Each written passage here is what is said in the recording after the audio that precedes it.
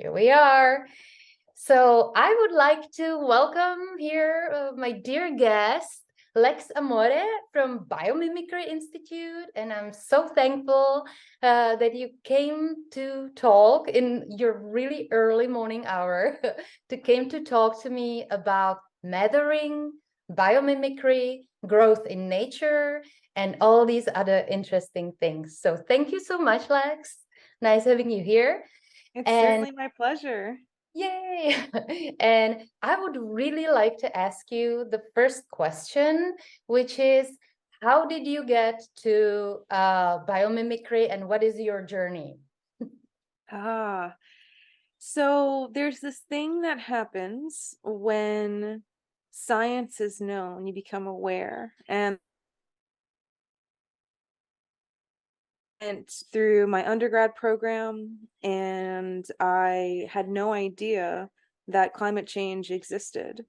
And when I started to learn about the effects that were happening on the environment, and more so the lack of uh, common knowledge that this was happening, I started feeling angry. I started feeling despair. I felt hopelessness, and then I felt paralyzed. And through that journey, I went from representing big banks and lawyers, and that was actually how I discovered climate change existed. It was a client that was working on supporting fracking. And I was like, what is that? And that's so terrible. And I started doing all this research and realized it is really terrible. And why is not anyone doing anything about it? So I switched my career to supporting different kinds of companies and thought leaders in the sustainability space. But after years of that, I still felt like I wasn't doing enough, and that we had these very grim forecasts for what our world was going to look like. Mhm. And of course, in the perfect timing, I came across a really inspiring talk by Dana Baumeister, and she was talking about this concept of biomimicry and learning about how nature has evolved through the past millions of years for the species that are alive today, but really as long as this evolution has occurred from the billions of years that Earth has been around, and then how us humans are such a young species. And it was this idea where rather than having to know all the answers, we could ask the right kinds of questions and ask nature for advice. And from there, I just felt hope. I felt, okay, there's at least something that we can do. And part of that was being able to come up with these really creative solutions to these grand, wicked problems that we have. So I immediately enrolled in the master's program. I studied under Dana herself. I was a teaching assistant for her, and I really tried to change my whole life in practicing this. And after a couple of years of being immersed in that kind of design thinking, it is my way of life. It is the way that I see the world. And then now fast forward to a couple of years ago where I joined the Biomimicry Institute, and now I get to spend my days talking about this all the time, which is Wow. so rewarding because I get to also see the companies that are coming through and really making real solutions come to life. Like, this is not just a theory, it's a active practice in the world today. Oh, that's amazing. I would love to know more about that, actually. Uh, I see that we have pretty similar journey, and I understand that you're also a designer right now, designer of change. Yes. Is that correct? Cool. So that is pretty amazing. And regarding I just wanted to mention, you probably know that, but maybe some of our viewers and listeners don't know that behind the catharsis you had with not feeling like you were not informed about the climate change enough or well, lays a lot of marketing strategies to suppress Mm. these informations, including Google and stuff like that. So I just this is so interesting. So now you every day, what is your basically, what do you actually do? You're like consulting the companies, or you're like teaching students, or what is actually what you do regarding biomimicry? It's a great question because there's so many ways to approach it. So, the way that when I went to school, I was with architects, engineers, biologists, all these different kinds of people in their industry. And I was wondering throughout, like, how do I use this with my background in communications? And through that journey, I had the opportunity to go down the consulting route where I would be like basically giving the fish. So you can either teach someone to fish or you give them the fish. And then I realized that I want to be able to spread this wider, and so there's a place for a lot of people in industry. It's so incredibly valuable and needed. But for me, what I get to do as a nonprofit, we're all about education. So I serve as communications director, but really it's so much more than that because I get to help the startups be able to really pull out their biomimicry practices. I get to, because that's through our Ray of Hope Prize, where we support about 10 startups every year, and they go through this whole immersive program. Mm-hmm. And at the end, they are in the running for a $100,000 prize with the generosity from the Ray C. Anderson Foundation. But our youth education initiative is also powerful because basically I get to help this amazing initiative that trains teachers how to train their kids how to think like this. And I think about the gratitude of that kind of power because if I would have had that growing up, the sense of agency, especially the kids today know what is Mm-hmm. happening. They know about climate change. It's now something that, I mean, we have Greta's all over the world now Thank that God. are, right, that are actually making this call to action imperative because their future relies on it. And so we're giving them a sense of agency to be part of the solution and to think Mm-hmm. critically at a younger age. And then Mm-hmm. we have this global network of people all around the world who are fascinated by biomimicry, that are actively practicing it, that are trying to spread awareness regionally. So the best way to really solve global problems is to start from a local approach. So I get to help bring these people together and uplift them and use our platform to be able to spread stories far and wide for these people that are making real change happen. And then all So along the way, I educate. I get to that, teach people how to actually do biomimicry. So I get to that is teach them amazing. how to get that fish.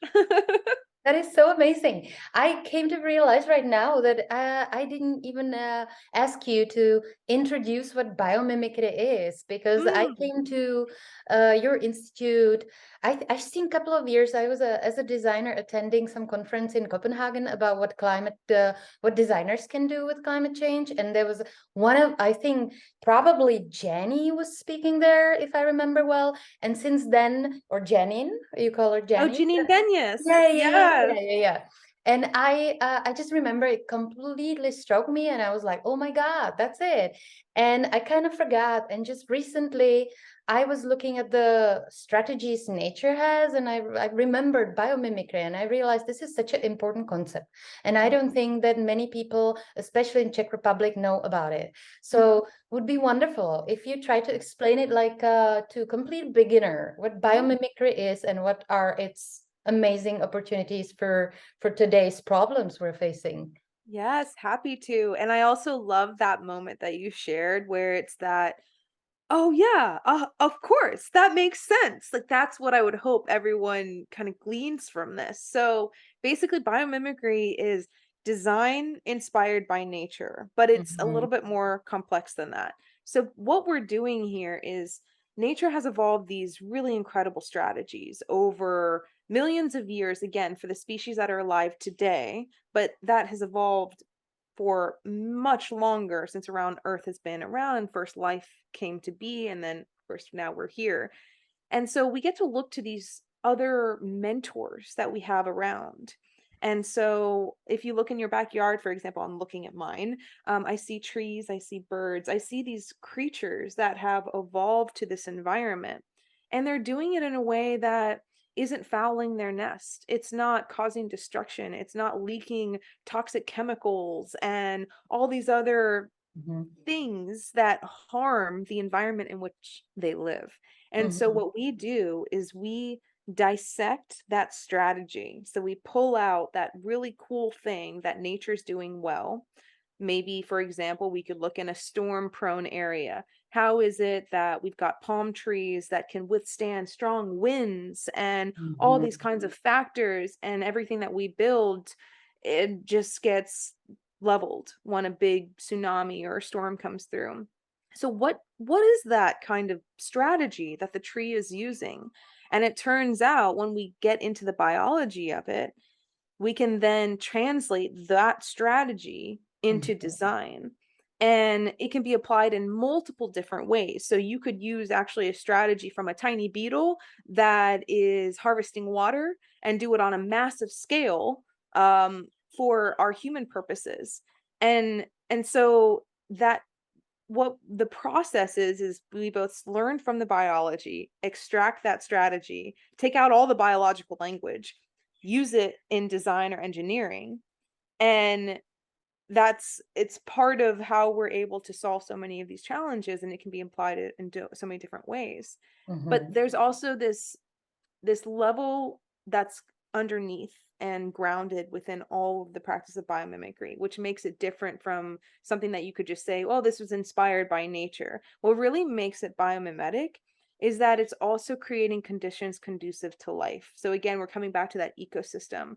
Is this design supporting the life around it? You can take a form in nature and emulate that kind of shape, but is it more efficient? Is it actually using less materials? Is it incorporating some of these life's principles that we should be emulating so that we are, again, creating conditions conducive to life? That line comes up a lot because that's really our North Star. We want to be not just sustainable. Sustainable is a place that we ultimately want to get where we're just sustaining life. But right now, we're dumping out all these toxic chemicals, we're producing plastic, we're creating this waste. We don't want to sustain this. We need to regenerate first, and then we can sustain. And so biomimicry is this critical thinking process and step by step, iterative approach to creating different kinds of solutions, and then also evaluating how well it's supporting Mhm. the life around it. This is so amazing. I'm gonna apply for your like study of the this is so interesting. Well, I wanted to ask you one thing because I work for corporations and big international companies for years. I worked even in a marketing agency years ago, and what I've learned is that often the top management is driven by growth. And the growth, to me, it got to the point that it appears it's addiction. That we just, every year we have to grow more and more, and we can't even imagine that we would grow less. So how can biomimicry or nature respond to that? Because I became part of the degrowth movement, which is in Czech Republic right now. And people often react, and probably it's the same in US, like, nothing stops growing in the nature and it's degrowth is not natural and stuff like that. So what is your take on that? Mm, that's such a powerful perspective. Um, because on one end, there's a lot of scarcity thinking that's happening like around the world. Yep. And in some ways, it comes to resources. And there is, I think, some truth to saying that there's abundance that's all around us, but we're not acting as if we're interconnected. So you can't Mhm. have limitless growth without recognizing the effects that it's going to have on the system. I do think that growth is possible, and you can use these kinds of regenerative, sustainable designs that can help improve manufacturing facilities, improve city design, and that kind of growth is possible.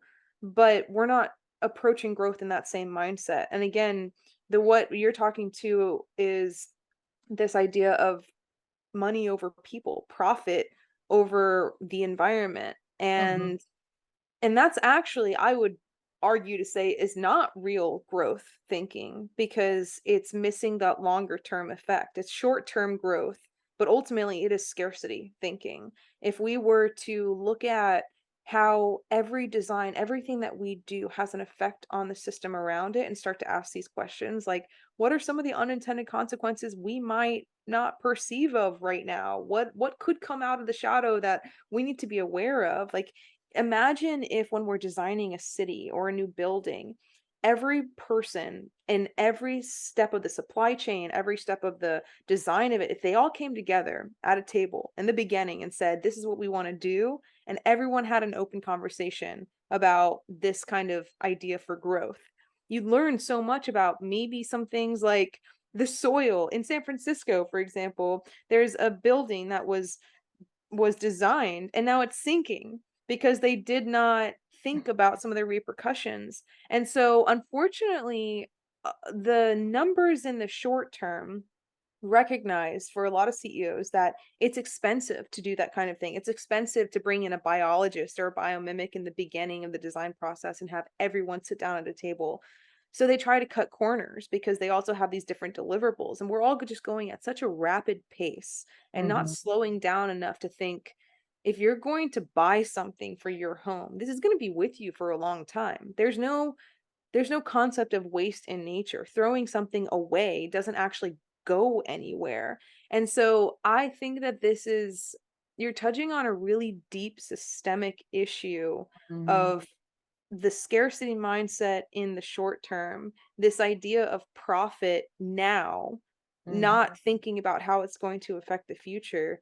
And I do think that if we change the way that we were perceiving this this level of interconnected design and the repercussions for everything that we're doing on a daily basis, both personally and an industry level, we could actually have a growth mindset because we'd be thinking about how does an ecosystem grow, not how do this select group of, we could even keep the forest analogy of this group of birds. How are they going to grow on everyone else? Like birds don't think like that, but humans do. And that's where the imbalance comes in. So there's an opportunity for us to both slow down, think about longer term, and start designing in a way that, like, this is our home. This is the only one we get. We're not trying to go to Mars. It's not habitable. Let's just focus on what we have here and start to make the most out of it. And that's another thing that nature does, is it optimizes rather than maximizes energy. So a lot of Mhm. times when I am talking to CEOs or boardrooms or anyone in these decision making roles, I'm Mhm. not gonna talk to them about how their grandchildren are gonna thank them one day. I'm not gonna talk to them about how this is good for the planet, it's good for the environment, it's good for their own lungs and their water. I'm gonna talk about how this saves them money from resources and energy and materials and all the things that they wanna hear, because it's both true, but also I know my audience and that's where they're at. So the change makers like you and I and all these amazing people coming together, I think a really crucial thing to do is learn your audience and stop trying to change people, because it's not going to work that way. We have to meet them where they're at and try and subtly convince them in a way that they're actually going to be able to hear that these changes are going to benefit them. Amazing. Yeah, excellent. I totally agree. And I would only add that I've learned that we completely forgot that there are different ways how to grow. And somehow we focus only Mm. on the financial or touching ideally these charts growth, and completely forgot on the growth inside in the community, inequality and equality and all these untouchable and unmeasurable metrics. I love Yeah. that you're bringing that up because it's also something that the culture is changing, right? We're Mhm. finally talking about equity in a way that is deeply connected with social and environmental justice. And so Mhm. now, for example, the next generation of workers that are going, they don't want to just be part of a company for a paycheck. They want to believe in the work that they do. They want to Mhm. believe in purpose and have a point of living in this life. And that's one thing that we can have gratitude for with the pandemic, because that's a weird thing to have gratitude for, but because it's awful and so many people's Mhm. lives were lost and now forever changed. One thing is, we're talking around the world about these topics that weren't accepted years ago, and it's only now that we can talk so openly about how this is a social justice issue. When we're talking about climate change, we're talking about a different level, and now because enough people are aware, they want to be part of the solution. And it's so powerful to see how many people are changing the way that we look at growth in that way, because I love that idea of like spirituality, and that also that inner growth that you're having on top of this physical world that you live in. Yeah. I hope we'll make it, because some parts of former Eastern Europe it seems like they're going like interesting direction. Anyway, so like more like Trump. Like anyway, I wanted to ask you, because when I read the article on your blog, you said that you came to believe that the looking back at our ancestors, like for example, indigenous people were doing things, is not against the evolution. I don't remember exactly how you said it, but this is just so totally in harmony with how I see it. I've spent the last summer with Kogi Indians, native people, came from Sierra Nevada. They're very connected to nature. They consider themselves as the stewards of Sierra Nevada and the entire planet. And so tell me more about like, how do you see that and how you came to it? And because I see this is such an important message. It is. It is.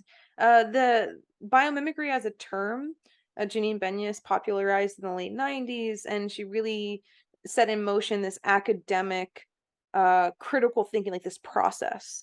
But looking to nature for inspiration is not a new thing. There are indigenous peoples alive today that are still practicing this.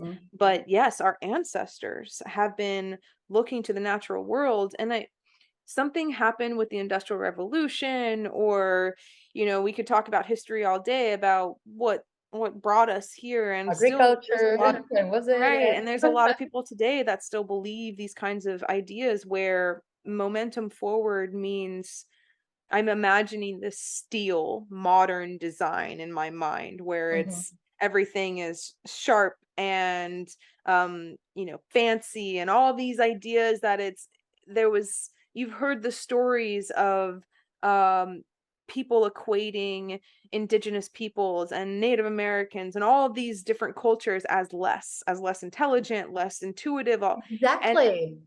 it's so wrong. It's so backwards. Yeah. And so just because we're doing things that are more attuned to the land, that are more traditional ways of integrating themselves in the natural world, does not mean that we're going backwards in our evolution. If anything, it's moving forwards, because we're embracing that interconnected existence. Like I look outside, because to me these days it's just like, duh, like we are the natural world, we are animals, we are part of this world, and we've created these walls around us to keep us safe, and that's natural.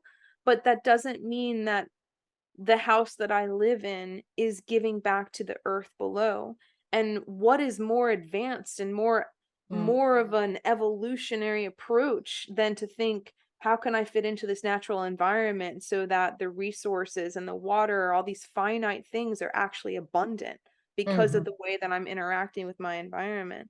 And so I pay a lot of homage to traditional ecological knowledge and different kinds of wisdom that's been passed on through generations through indigenous peoples, because they have it right. They're the ones that have been doing it right for millennia, and it's such a beautiful coming home to that kind of a space. And I think a lot of people are resonating with this. So especially with the Great Resignation, people literally leaving their jobs to find something that they feel passionate about, and a lot of them are getting land and going back to the soil and creating these kinds of livelihoods that are so deeply connected to the natural world, because it's our birthright.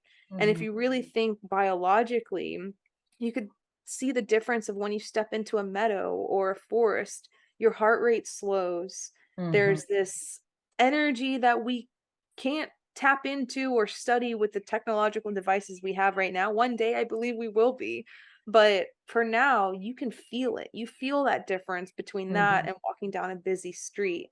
And that's not just, there's science that's relative there, but it's a healing process that's really bringing us home into this world. And that's where our mentors are, as the indigenous peoples that have done it right, learning from not just how they make things, but how the processes and the systems that they've designed are inherently interconnected and regenerative to the ecosystem that they're living in. Wow, it is just so amazing to listen to. And I just got a message from Zoom that I need to upgrade because this meeting is gonna end in 10 minutes. So I'm just little, I had no idea that you had to purchase something in order to have a longer meeting. So I quickly ask you another question, and maybe I can upgrade and still call you back if that's okay, if we are within the time limit. But basically, I wanted to ask you, because this is obvious. Since I started to look at the sustainability, ecology, regenerative cultures, leaders, and Greta's of the world, which are bringing this idea that we need to get back to the nature and stuff like that, I had to notice one significant thing. It's mainly women who are driving this. I was when I was in the Copenhagen conference, we had some workshops, and there were two groups, and we were supposed to invent some mixer, blender. And the one group had a more men, and the other group had more women. And I happened to end up in the women group. And our invention in that group was that we're going to have a gardens. There will be some mixer in the middle, and we will be harvesting, meeting there together, chatting, and using the waste for the compost and stuff like that. And the male group had like some special ultra mega functional blender. So tell me how you see that. How do you see this system we're living in, and how do you see the role of women in it, and how do you feel that? Oh, well, this again comes back to what are we trying to emulate in nature? And that's balance. It's biodiversity. It's all these critical elements coming together to form something beautiful. And without women at the table, there's obviously all kinds of different characteristics and inherent energy that's missing. It's the same for people of color. It's the same for the indigenous knowledge. It's same for different countries. Like, we have this idea where there are borders that separate people, that make them somehow different, and the culture is what makes them different. But the way that we look, our bodies, I mean, we could even venture to say, like, we are, as humans, more microbe than we are human. So we have more in common with bacteria and all fungus and all these things than we even give credit to. And women, I mean, it's a giant generalization to say that all women have these certain characteristics. But I think it comes back to the biodiversity and being able to say that it's your experience shapes you and your story. I think everyone has a critical story to play in this, because no one has seen or experienced the world with them. And there's these inherent skills that, regardless of your gender, how you were raised, you were introduced to these different things. And that means that you have something to share. And ultimately, when we're talking about nature and we're talking about the organisms and being an imperfect animal, it means that we all matter. We all have something to say. We all have something to share. We have something to be a part of this movement, because this is our reality. This is the place that we live. And so coming up with these kinds of ideas is, I think that there's an opportunity for the equity for women to be given more advantage, to be able to have more seats at the table, to be able to not just look toward equality of everyone is equal, yes, but there are some reparations that need to be made. And right now, there's such an incredibly small percentage of startup founders that are women.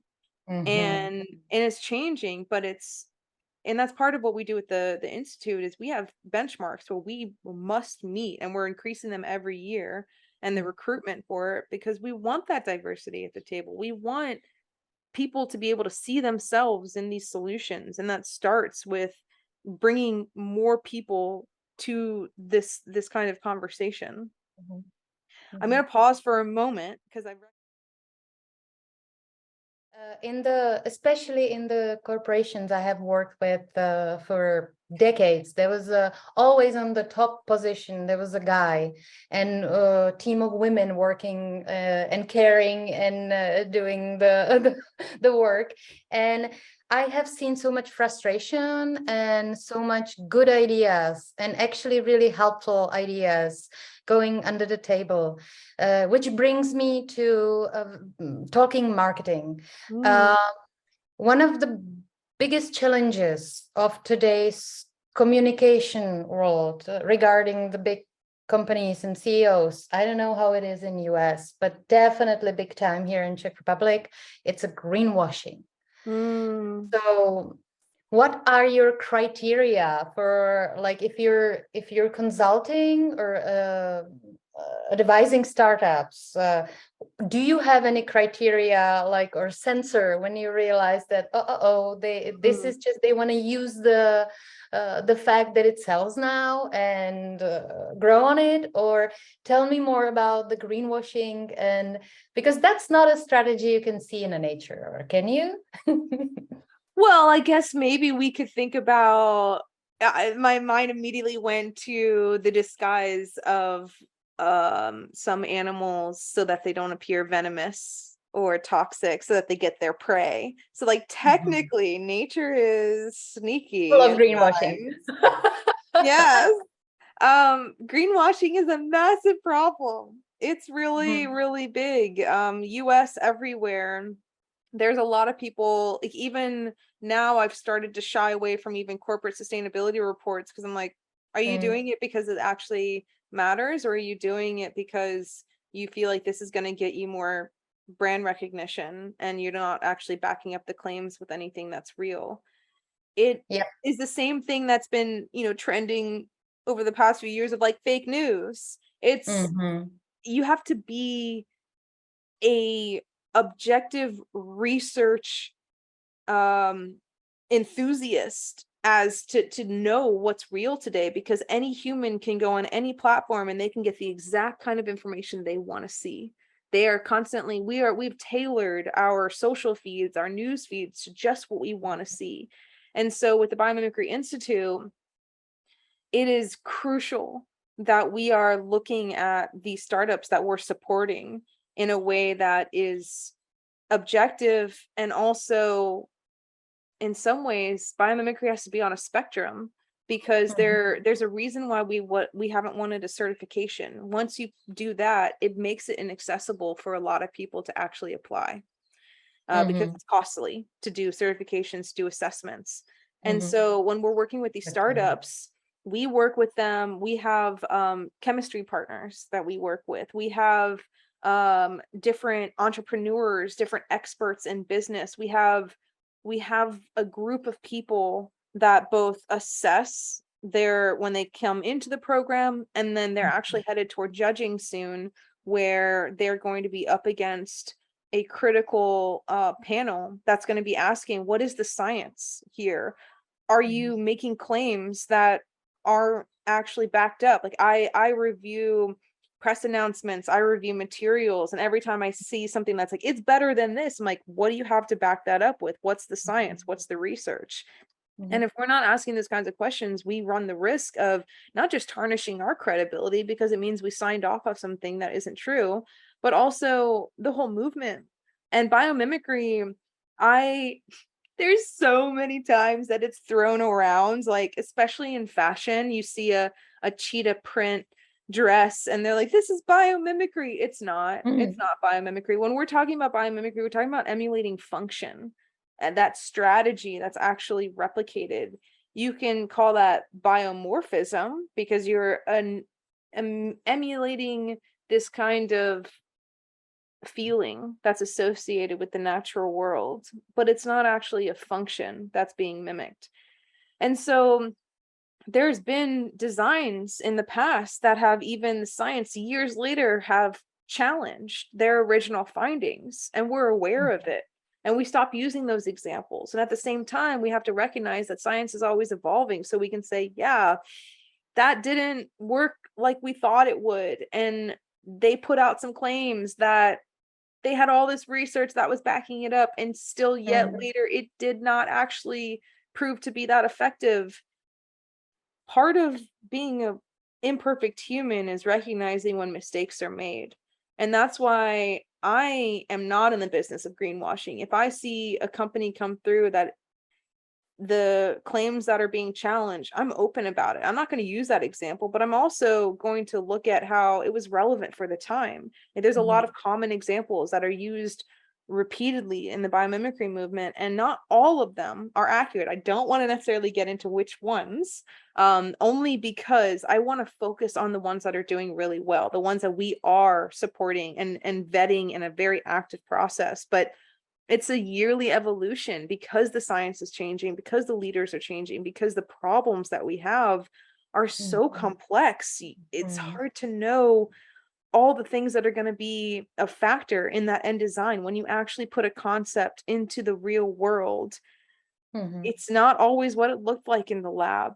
And so the beautiful thing about biomimicry is when you're saying that something is inspired by nature, like, oh, we looked at how hard an eggshell is and we're mimicking a hard texture. I'm like, but what is the biology behind that eggshell? What's the architecture of that eggshell? And if you're not talking about that literal math behind that, then you're not really actually practicing it. And then there's this extra level too of like process and system. To be able to emulate that in some ways, it's very dynamic. It's very hard to measure. There's a company called Mycocycle that is actually doing this really well. And I'll admit, I challenged the science. I kept, because this company basically is looking at all the construction waste in the world and saying, this is massive. How does nature break down? How does nature decompose? And they learn that fungi are the master decomposers. And so they brought in fungi to the lab and started to find out which are the strongest for these particular materials, which are the ones that are going to be able to help degrade this. And then they're able to use that fungi in the real world and then turn those materials into like new bricks, other materials that can be reused. And they got accepted into our program. And I kept thinking, well, this is bioutilization. They're using fungi.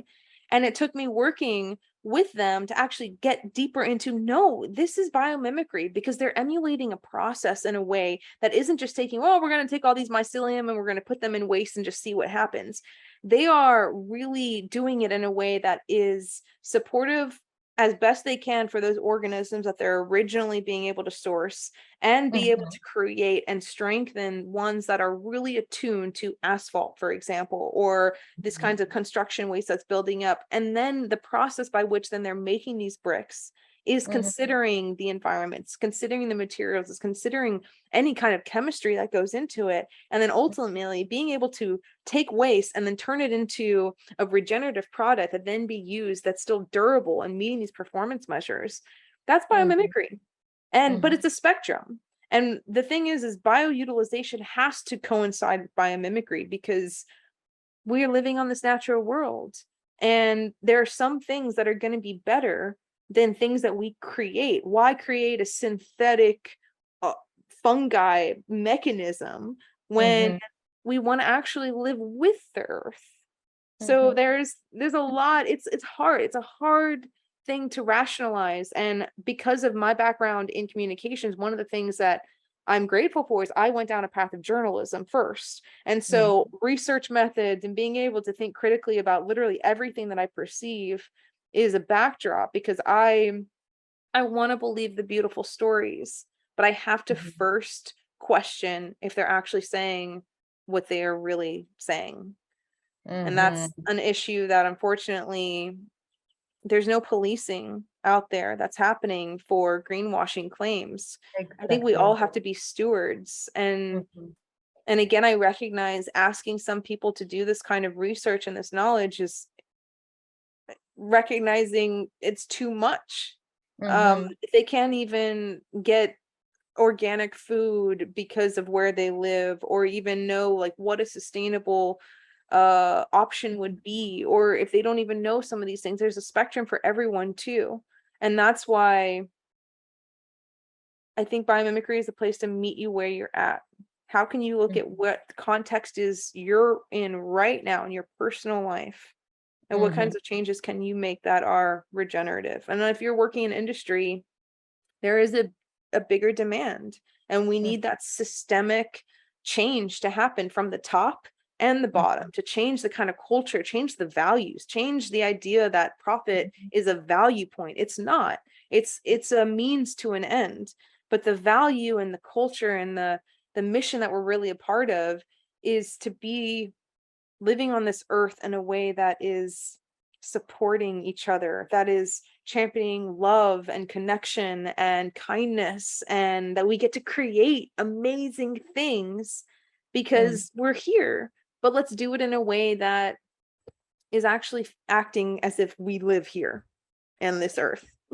Yeah, I mean, amen. I have to admit that I have also come to like optics of that we really are looking at we forgot the complex thinking. We're completely looking at the fragments. And I realized that because my path was like, I was for decade packaging designer. And when I had this catharsis, I've learned that I'm basically a garbage designer, because I worked a lot for the fast moving goods.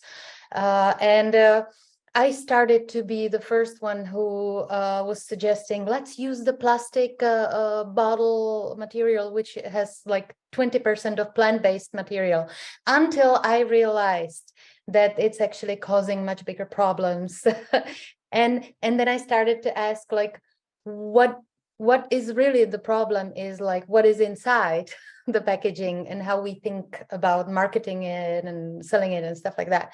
But going back to this narrow view, I have learned that CO2, like measuring CO2, is basically very limited metrics, and it's actually great advertising campaign of British Petroleum, which taught us all to to look at the problem just through this calculator, and it's missing so many other points.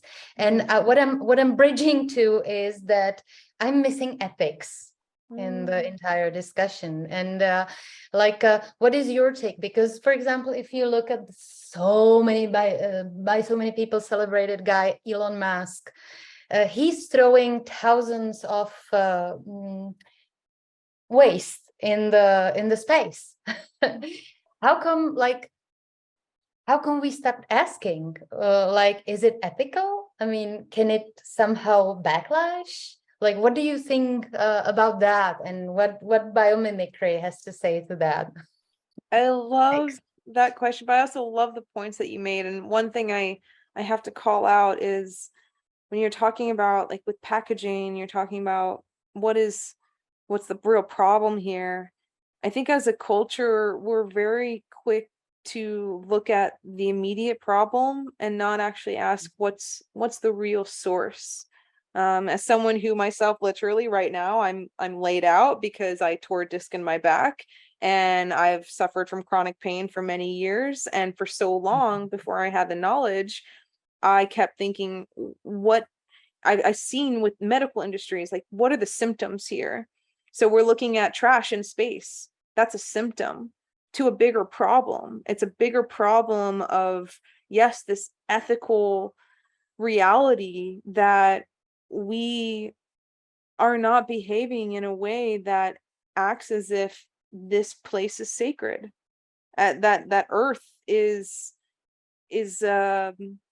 not some permanent reality. Even the way that we design our houses, we design them to be around for ever, and that's not something that happens. The only constant, the only real truth in all of life is that everything changes. Everything is constantly evolving.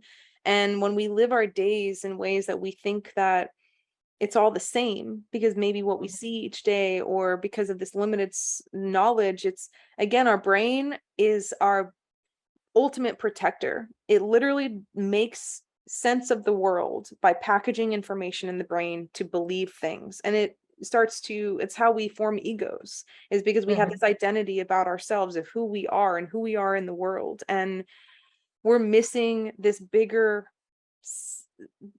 issue that is the root cause of what all of our problems stem from. And it's why we're here. It's that really big existential question of like, what are we doing here? What are our human existence? What is it all about?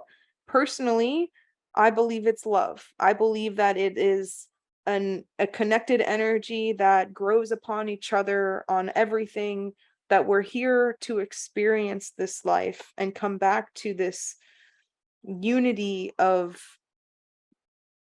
oneness, that it is all connected, that the space is the same as what's deep below the ocean, that you and I are the same. And when we're disconnected from the reality that Earth is our home, that these are our neighbors, that we're all in this together, we get really distracted by the profit, by the concept of innovation, by the concept of adventure, even to take us to places that maybe is wasteful to get there, but we're not thinking about that. And so it's a big challenge that we have today. But admittedly, when I come to biomimicry, every single person that comes in the door from a critical thinking perspective, that's trying to solve a problem and they're just trying to get creative solutions, that's powerful in itself. But what's even more powerful is they walk out with a deeper sense of awe and reciprocity for the natural world.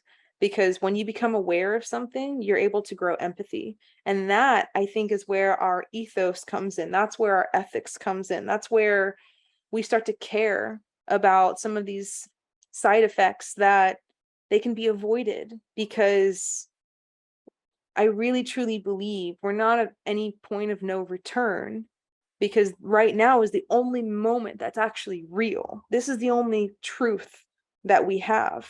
And we have a brand new chance, an opportunity right here, right now, to make an intentional decision, to become these powerful designers of our lives, and to make choices that are looking at what is that root cause. How can I not just cover up the symptoms, from whether or not it's pain meds to throwing trash in space? Like, what's deeper here? And how can we come together and collaborate, knowing that we are in this together? This is so interesting. I will just say something personal, because my husband is American, and he has so many friends, including his sister and mom and relatives, who suffer with chronic pain in US. I'm just really wondering, like, this is such a phenomena. We don't have it here. It's making me wonder how much is it connected with the like enormous stress people in US are exposed to, including the lack of social support, and health system is so complicated. We're living in a social paradise here. I mean, the health system is accessible for everybody, very cheap. So anyway, you frame everything so wonderfully. I was just thinking that basically you touch something what comes to my mind more and more often, and that is spirituality, because we completely forgot that we have also souls and something what needs to be happy too, or like and the newest researchers in the science say that they call it quantum entanglement in the quantum physics, that the two part, like one particle divided, it remains connected.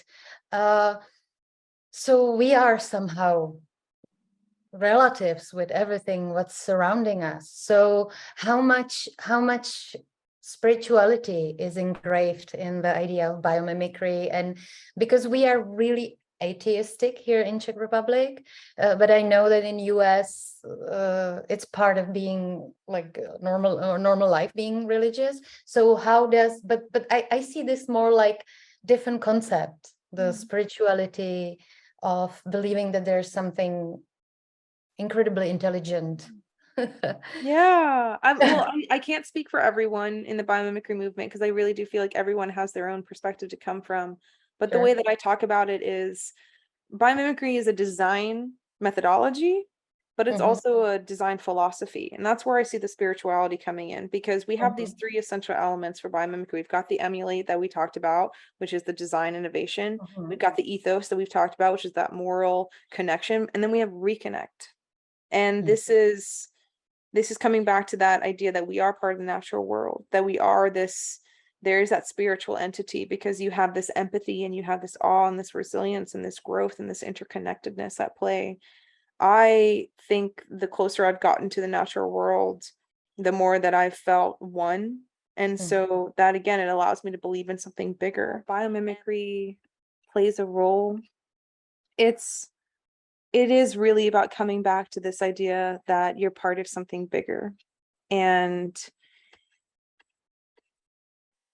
I believe that there is incredible power in realizing that you are enough because you are simply alive. And that, to me, is, again, it is this belief that I'm worthy. I'm worthy of being here. It starts there for me, because it's empowering to be able to create and design my life and to be part of the solutions by starting with a place that recognizes I am more than this moment. I am more than this physical being. I am part of this ecosystem. And the more that I contribute to it, the better off my life, my family, every community aspect that I'm a part of will all be. When we're talking about biomimicry and application, there's so many case studies that I really appreciate and that inspire me. We were talking a little earlier about trees and how they can withstand storms.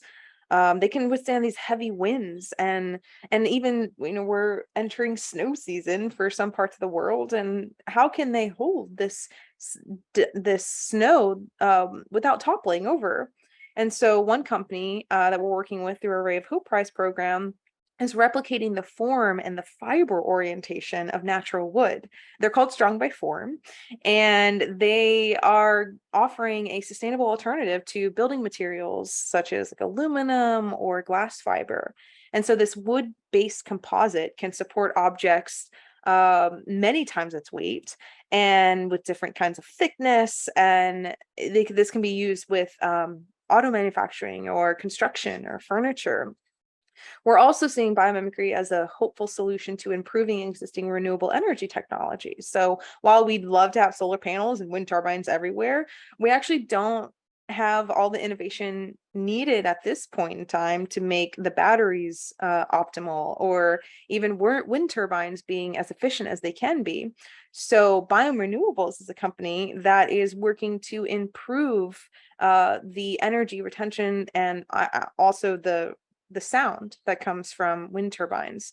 And so they mimicked a maple seed and are basically channeling the wind along its blades using this kind of form.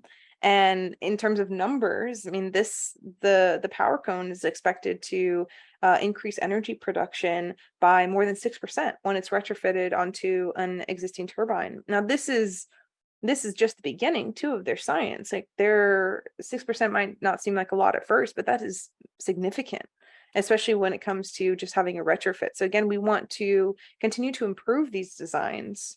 Another big issue is food waste. This is something that impacts a lot of developing countries and developed countries. It's something that is a massive problem around the world. India, for example, is one of the second largest producers of fruits and vegetables. But because of logistical issues, 40% of that produce goes bad before it reaches consumers. And this is $12 billion of money, not to mention the actual food loss and the starvation happening. So this widespread hunger problem is being addressed by a company called Green Pod Labs. And they're actually using plant extracts to mimic the process of natural defense mechanisms in fruits and vegetables to slow these ripening rates and inhibit microbial growth, so that we can have longer shelf lives and they can actually travel further. All of this is to say, storytelling is powerful.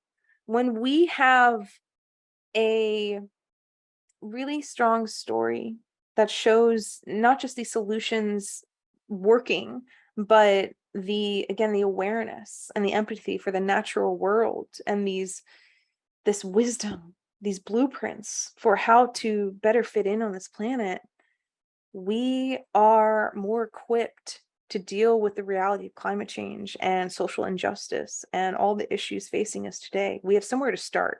We have somewhere to look at the context and say, what would nature do here? What wouldn't nature do here? My dream through biomimicry is to inspire hope and agency so that more people can get out of climate grief, so that more people can make better decisions that positively impact their health and their lives. My hope is that people come home to the natural world to first just recognize they're enough, and from there be able to make better decisions for themselves and for the rest of the ecosystems involved, so that we can all genuinely create conditions conducive to life, so that we can grow together. We can continue the flourishing of this magnificent world we've been gifted with. It's been such a pleasure to talk with you today. I'm so grateful. I would love to have a part 2 to keep this conversation going, because I really think it matters.